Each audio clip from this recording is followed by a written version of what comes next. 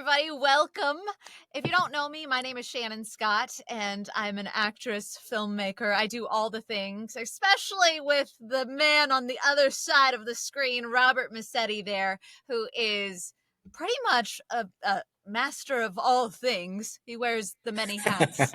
And today we're going to talk about his festival, the Horror Show Film Festival that is coming up very soon, October 24th through 25th. And we're going to talk about all the things. So if you like horror, then you're in the right spot. And if you are a filmmaker, you're definitely in the right spot. So with that said, let's get started. Let's get going here. What do you think about that, Robert? That was good. I liked it. Yes. A master of everything. Yes. That's what I like that a lot. So It's true, though. You do everything like me. And we have I, to, because that's the whole indie game, right? yeah, it's it's always a struggle being an independent filmmaker and trying to do all the stuff that's related to entertainment, and especially when you're independent and you don't have money and you don't have a big following and stuff like that. So, you know, I, as a filmmaker, I used to go to a lot of film festivals, obviously, because, I had to, as a filmmaker, get my film into film festivals and stuff like that. And I had not really known too much about, the operations of film festivals and stuff like that. And then the opportunity came about 20 years ago, believe it or not, to actually run a film festival. And I was like, I don't know how to run a film festival. I don't know anything about them. I just submit my movies to them. I don't know how to run them and all that stuff. But I found it interesting and intriguing, and that's how I got started into actually running the Freak Show Horror Film Festival. Because this opportunity arose, and I'm like, why not? Give it a try. So, there it was. I'm, got a film festival to put together and have no idea how to put one together. And here we go. And so I had to do a lot of research and try to figure out how the operations of a film festival come about. How do you get submissions? How do you get filmmakers interested into submitting their films to, for one, an unknown festival? And the funny thing is that when I started Freak Show, there was maybe a handful of horror film festivals. There's a lot of regular film festivals that had, sections where they would show horror films, but there wasn't any like dedicated horror genre film festivals. Maybe like five that were big. Anyway. So when I started Freak Show, there was a couple other film festivals that started at the same time, and so the horror genre film festivals started to become popular. And now there's I don't know, there's hundreds now for horror. Wow. For the horror genre, at least, including the regular film festivals that have their own horror programs. So, there's a lot of festivals out there, and I didn't think it was going to last, because I'm like, I don't know what I'm doing. I'm just, how do I do all this, the whole, presentation. So when I started, I was with Spooky Empire. And Spooky Empire wanted a film festival, and that's how I got the opportunity to actually run a film festival. So I started doing it with Spooky, which was actually good because they had a built-in audience. So I didn't really have to do the advertising because the convention already did that. So I just had to get films to show. And then so I did that with Spooky for a number of years. And then after a while, we started getting, some pretty big films, and it was hard to project movies in a convention setting because you have other things going on in the convention, so it's very loud. So people are trying to watch the movie, and you got things going on next door, and I can only do stereo in a convention setting, and I have to have a projector. So it was a little it was hard. But because you were acting in one of the films, and you came one year to Spooky Empire for your film, and that's how we met. I Through know. the film festival, It's which is pretty awesome. pretty cool. So none of this that's happening right now would be happening if I didn't start the film festival. I would not have met you. We would That's not true. be making films together. I mean, that's how important this film festival is to me and my career. Yeah. Because it's not only just putting the films together and showing independent films, it's the relationships that I've built over the years with other filmmakers and actors. So, in that respect, it's been just incredible to and the privilege to actually put this festival on. So That's that's really awesome. yeah, and I just every day I go, why am I putting on this festival? And then I go, oh, Because it's a lot of because work, right? well, it is a lot of work. It's you can't even imagine all the work that's put into it. But How many movies do you got to watch? That's my number one question. well, I I have a jury of people that look at films, but I still have to look at the films that they recommend. So it Right. is a lot. And Yeah. we get let me tell you, we get a lot of films submitted. And How many did you get? How many did you get this year? this year it was over 600. It was crazy. It was just Woo! crazy amount. So I've looked at hundreds and hundreds of films. I'm still looking at films as we speak. Mm-hmm. But yeah, so I get a good feel of what's the hot trend in independent horror Cool. because you get like every year you'd see a trend. Like used to be a trend where everyone was making kind of like a Friday the 13th ripoff. Uh-huh. You know, Yeah. four kids in a car driving to a cabin, and there's a killer at the cabin. Isn't And I it was like, five? Is it supposed to be four, five? four, five. Yeah, because there's always an Okay. odd man. There's an odd Okay. man out. There's always a two couples and an odd man out that's like trying to hook up with somebody and whatever. Yeah. So yeah, either they're getting stalked by somebody that's trying to kill them, or there's a ghost, or what. But I can't tell you how many years that I had to put up with that. It's like, oh my god, another film where it starts off with five people in a car and they're like drinking and partying and they're going to a cabin. I can't take it any longer. Man. So this year, the trend has been the COVID. Like everyone's dealing with the shutdown when COVID happened. So all these horror films are based on that. Still, that's been going on for a Wow. number of years. So it's been interesting. It really has. And but to say that you know. The films that we get, some of them are just incredible. The ideas, they're not like strictly, the horror films that you would think, like just slasher gore. There's Yeah. some like they include a lot of comedy. They have like drama, all these different genres connected into one, and then I don't know, they come up with these really interesting stories that have a message, and another great thing about the festival is that a lot of films that have played over the years at the festival have turned out to be on Tubi or Showtime or HBO. Um, so it's been a privilege really to put the festival on, to be able to meet the filmmakers, to garner relationships from actors and filmmakers, and so it's been a wild ride. Let me tell I'm you. sure. Yeah. So And this is the 20th anniversary, right? yeah, so this 20 years of doing this, That's huge. and I can't tell you how many times I'm like, you know what, this is the last year. I can't take it. I, I believe that. In fact, I think I heard some of those conversations before. I, but then I go, I don't know. I really do enjoy getting over all the, watching the films and, putting the actual festival together, which is a task. It is a lot of work. Yeah, absolutely. But when the actual festival does take place and you get to see the films and the people reacting to it and then meet the filmmakers when they show up, then you go, all right, it's worth doing another year.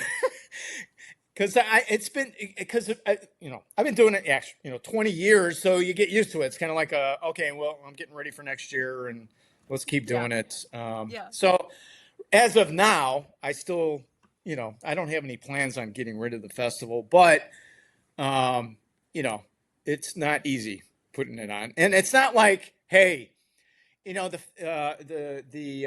lot of filmmakers think that, oh, these film festivals, they make all kinds of money, and there might be some that do. Yeah, maybe.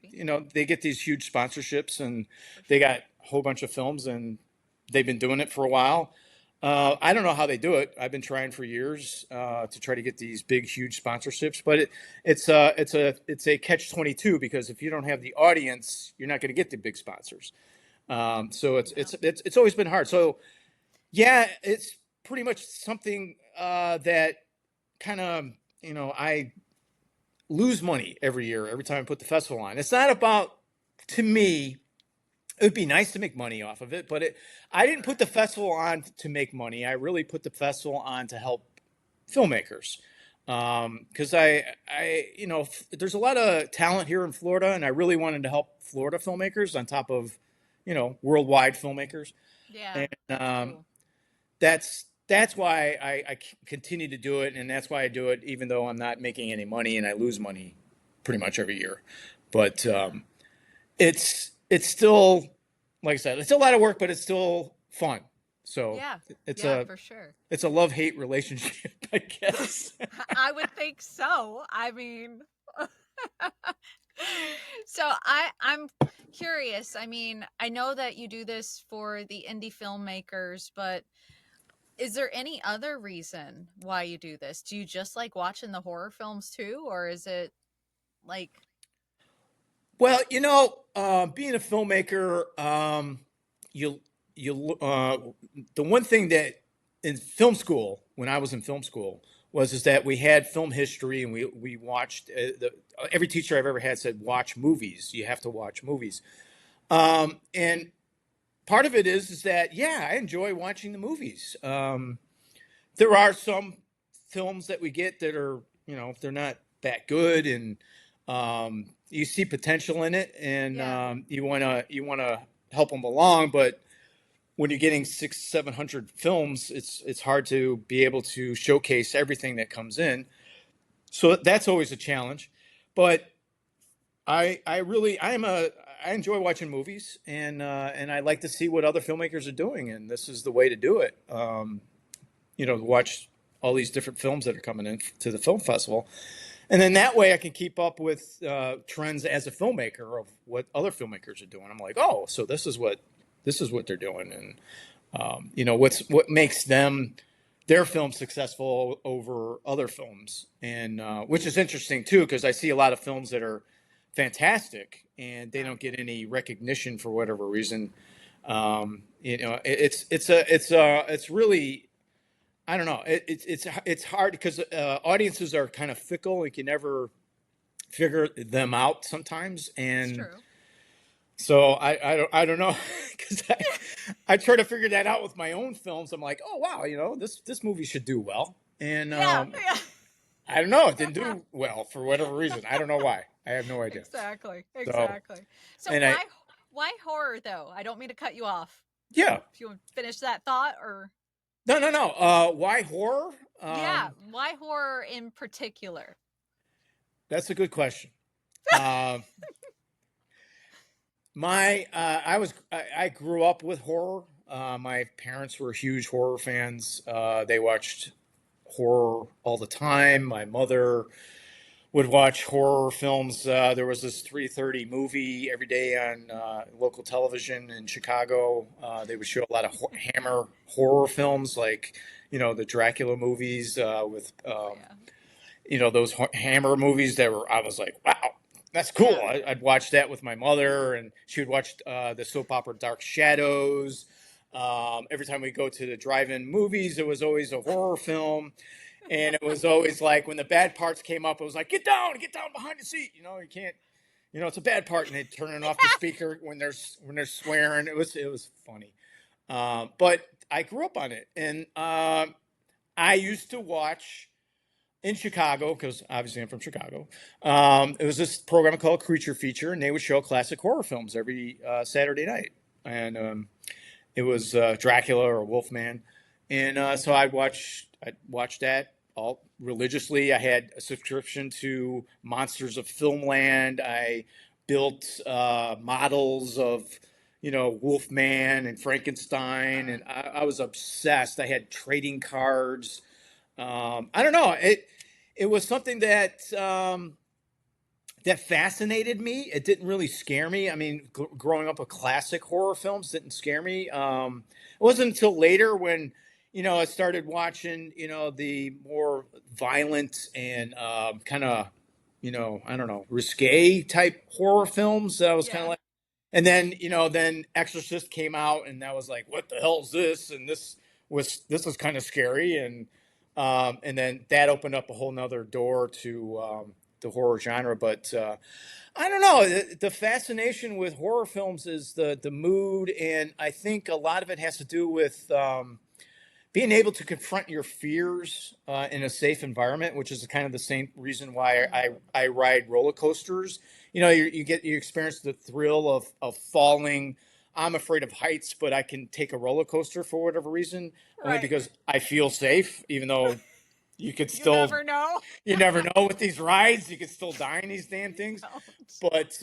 But the main thing was confronting your fears, and that's what fascinated me with horror films, because every time I'd have a nightmare, I would try to in the dream control it and stop. And like if there was a monster chasing me in a Oh dream, my I gosh. would stop in the dream, turn around, and confront it. And they always say that if you can control your dreams and confront what scares you, it makes you a stronger person. And that's always been my argument when people say, "Hey, they're horror films are bad. They shouldn't be around. People shouldn't watch horror films." You know, Yeah. I don't. I think horror films have their place because of that. Because I think it makes people stronger if they can watch something that scares them in a safe environment. I think they could help them overcome fears and anxiety Yeah. in that respect. I'm not saying close yourself in a room by yourself. Experience it with other people so they can help you control your fear and know that that's not real. That's something that's imaginary and make believe. Right. It's not real. Right. So once you understand that all this gore is makeup effects and artistry that goes into makeup effects, you take a different perspective on it. And that's another reason why I wanted to do a horror film festival, is try to get people that maybe wouldn't watch horror films to watch them and experience them. It's I think it's important, Yeah. even though and again people that try to censor horror films, I think they're wrong. If no one's forcing you to watch these films, and True. you should be able to have the right to watch them, Yeah. and we don't let anybody in under 18. There's no kids coming in. We don't allow that. If anybody comes in over 18, that's up to them. That's their prerogative. Absolutely. Yeah. So, we put warnings out because a lot of films have gore and sexual situations, and we don't promote violence. There is violence in films, but I think that kind of is sometimes people argue that violence in films is kind of a release, that you actually, when you see it, you wouldn't actually do it because you see it and go, oh, that's ugly, I don't want to do that, that Hmm. type of thing. So there's that psychological aspect to it, and there's many arguments. People argue about this with me, and that's fine, and Yeah.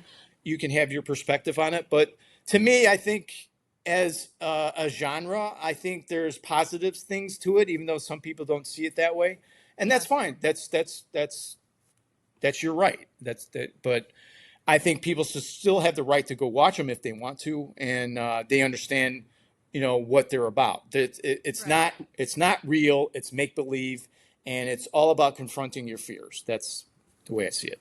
Right. I like that. And I'm gonna kind of piggyback off of that just a little bit with a different take and different perspective. For me, I personally see some of these actually happening in real life. But the good thing is that you're able to sit there and watch it and say, "Oh my god, like that's scary. That there it could happen. Hopefully it doesn't, but it could. And how do I prevent that in my own life from happening to me? Cuz I mean, Even when you're watching the films, you get excited and like not like an excited scared, right? Like Right. that they won't run through the right door. They're going through the wrong way. They're not like, there's all these Yeah. emotions and it gets your mind thinking like, well, what would I do in that Right. situation if Right. if God forbid it happened to me, the other person on the other side of the screen. So I like to look at it as you're being educated as well because you Right. never know what's going to happen in life. You don't. No. Even though it's make believe and it is No. all special effects and everything like Mhm. that, you just never know. So it's good to watch it for educational purposes because you just never know. Yeah, unfortunately, we live in a violent society. We live, Yeah. humans are by nature violent beings, and you're going to eventually run into it. And to be naive enough to go, hey, this stuff doesn't happen, Yeah. unfortunately, it does. Yeah. And it's ugly and it's not pretty. And that's the thing, people go, oh, you must like, you know, real violence and all that stuff. And I'm like, no, No. no, No. because I can watch a gory film and it doesn't bother me. But if I see somebody bleeding, I'll pass out. Yeah. So, Yeah. because I know the difference between what's real and what's not. And Exactly. films are obviously make believe. And, but I still think there's a merit to them Yeah. in that fact. And that's part of the reason why I wanted to do horror films because they've been attacked since the beginning. Right. And the interesting thing is that now I'm doing a horror comic book, and I was researching doing the comic book, which is Tales of Terror right here. No plug. Uh, but I was doing the research on the pre-code horror comic books and found out that there was a movement that wanted to ban, and they started burning these comic books because they were very violent. They depicted violence and zombies and people's heads exploding and people getting their heads chopped off. And I totally agree. There's that stuff is kind of pushing the boundaries, Mm-hmm. but they were trying to get it banned, and I was like, well, okay, instead of getting it banned, why don't you do some kind of control where the kid would need a parent's approval or a parent with them to buy that comic book? Why don't you take the comic book and put it on an upper shelf and say that those comic books you can't buy without an adult? Mm-hmm. They have some kind of restrictions rather than trying to put these companies out of business and not let Yeah. them make those comic books. So then they came up with a comic book, you know, code, and you had to every comic book had to be submitted to this panel, and they decided whether or not the comic would go on shelves. So Wow. all this censorship came about, and it's the same thing with horror films. And there's been horror films that have stepped over the bounds, and I agree with it. But at the end of the day, and this is I've said this before. No one's forcing anybody to watch this. No one's forcing anybody to pay for it. No one's forcing anybody to look at this stuff. And Right. if you don't like it, don't buy it, don't watch it, and don't try to censor it because you don't like it. Yeah. But I will agree that there should be some kind of, hey, certain people at a certain age shouldn't be watching this, and let's stop it from there. But let's not put these companies out of business because they're putting out this type of stuff. You Yeah. know, of course, For if it's sure. real stuff like snuff films or something like that, that's Oh yeah, different. that's way So, different. Yeah. so I'm just saying, like, if it's make believe and it's not real and all that stuff, then let Yeah. people be able to watch it. That's the whole. Absolutely. Yeah, So 100%. I love that. And your festival, the Freak Show Horror Film Festival, that is happening October 24th and 25th through the 25th. What does the schedule look like for everybody?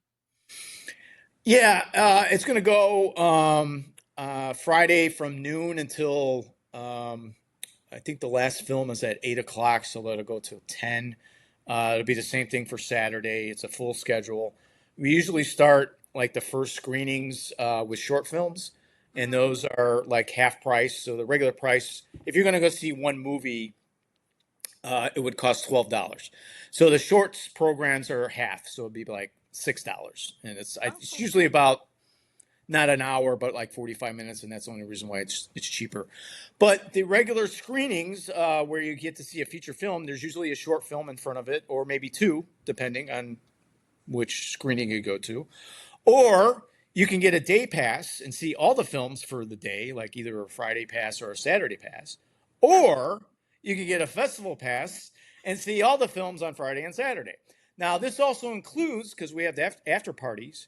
If you get a pass, Oh. we have after parties at Rock and Brews, which is right across from the theater Uh-huh. in walking distance, and so we're having after parties there, and then on Saturday we have the Freaky Awards ceremony after the screening, after the 8 o'clock screening, which probably starts at 10 for the Freaky Awards. So we give all the awards to all the filmmakers. Everyone's welcome for that, and then we have our concluding night after party where everybody will celebrate with their awards and all the other filmmakers, and great networking opportunities for everybody, actors, filmmakers.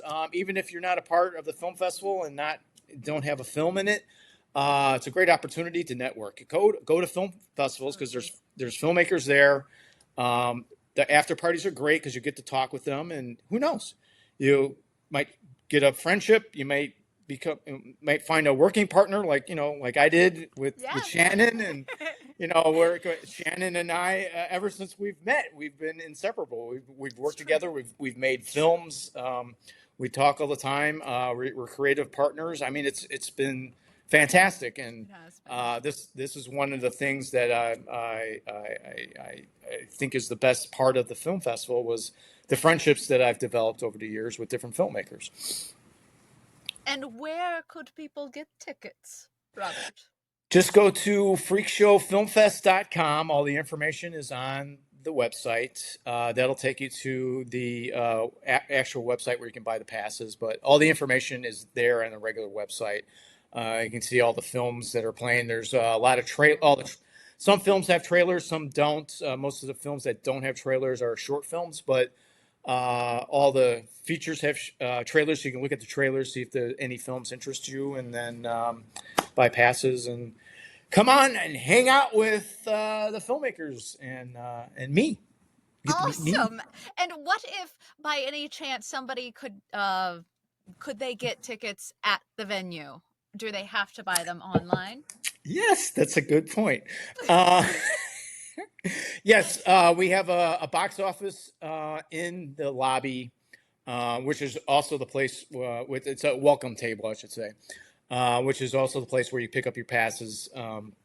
But the great thing is that if you buy your tickets online, you don't have to go to the welcome table. You can go straight to the theater, and but it's a first come first serve. So Okay. if you want a good seat, you have to come early. Unfortunately, we don't have the reserved seating, Okay. so Good to know. you need to come early, just in case there's some screenings that are going to be popular, and there's going to be some popular screenings because we have a couple features that were made here in Florida. So all the cast and crew are going to be there, and friends and family. So there's a couple screenings that's going to have a lot of Oh, people in cool. it. So you know, Awesome. And should somebody say if they like to buy extra things, bring some extra cash for, I don't know, shirts, merchandise, anything that might be lying around? I knew it! the theme this year is I survived the Freak Show Horror Film Festival.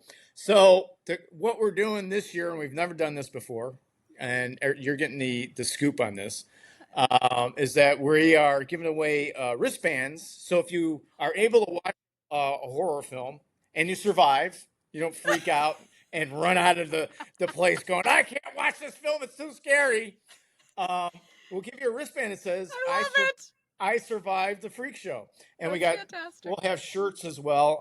I survived freak show T-shirts, and it's just a fun little gimmick that we came up with. I don't know if I people are gonna love like it or it. not, but I do, so I'm sure other people will too. so I approve. if you come out, you get a free wristband saying that you survived the festival. Keep it as a keepsake.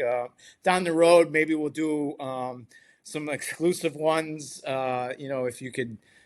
If you're like a festival pass holder and you can make it through all the films, you can get a special designed one. But we Oh, haven't that'd be cool. implemented that yet because Right. we don't know if this is even going to work or people are going to even be interested. To be like, I don't want a wristband. What the hell would I want that for? I don't know. We're just trying different things. Yeah, for sure. No, I love it. This is so awesome, Robert. And I hope that if you're watching this right now, you go get your tickets right now, because I can tell you for sure Robert is fantastic. His festivals are amazing every year. Year in, year out, he does an amazing job. He is welcoming. He does the best job ever. So if you want to just go out, have some fun, see some flicks that nobody has seen as of yet, this is your Yeah, chance. Go out, have fun, get scared, survive. yeah. That's And that's that's the main thing is that the films that we show, you can't see them anywhere else. This is way before. See, a lot of the films, like last year, they eventually a lot of them got distribution deals, and they've come out this year. So you're getting to see horror films that no one else can see it's pretty before they cool. even come out. Yep. And there's no guarantee that these films will get distribution, but a majority of them are, they're so good. They usually find some distribution, and will end up on Tubi, like I said, on Tubi, Showtime, HBO, on Yeah. Netflix even. But I can tell you, every time I go to Tubi, I go on there on the horror section. I go, oh, that played at Freak Show. That played at Freak Show. Yep. There's all these titles that played there. But that's the main thing I want people to know is that you can't see these films anywhere else. And this is probably the only chance you'll be able to see it, unless you go to another film festival somewhere else in the country or in the state. But, you know, Yeah. see them while you can, That's right. and you're supporting independent film. You know, That's huge. a lot of things. The one main thing about independent film is that a lot of these filmmakers are financing these films themselves, and this is really the film festival circuit is the really the only way they can get the word out to distributors and people that, hey, you should check out my film. So that's another reason why I put the film festival on. Love it. but the main thing is that a lot of people are getting sick and tired of Hollywood films, and even Hollywood's kind of declining now, and Yeah. independent films are kind of starting to take off, and it really helps the filmmakers out if you come out and support the filmmakers and independent film. Independent film is a true cinema. It's true cinema, and what I mean by true cinema is that this is the auteur is the director. He is the author of this work. It's his work. There's no like Hollywood works by committee. They Right. have all these executives that go, oh, you should make this. This needs to be cut. You got to do this. I don't like that. Blah blah blah. Yeah. This thing. It's not a true auteur film. Independent Right. film is one person that needed to tell a story, and this is their story. And Right. they went broke. They maxed out their credit cards to make this movie, so they're totally in. So Yeah. that's why you need to support independent film. That's right. You heard it right there from Robert. I can't say it any better than him. So if you haven't done so yet, go get your tickets and have fun, because, like I said, it's going to be awesome. And he puts on a great event. So enjoy. And this is going to be awesome, Robert. I'm so proud of you. And I am just so excited. The 20th anniversary, that's freaking a huge milestone. And I can't wait to see how many more you do in the future. And just, it's going to be awesome. Thank you. You're Thank, welcome. and thank you for having me on your podcast.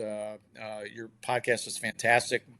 Keep listening to Shannon. She knows what she's talking about. She's an incredible actress, and what she does for actors is incredible also. So, Aw, um, thanks, Robert. I appreciate that.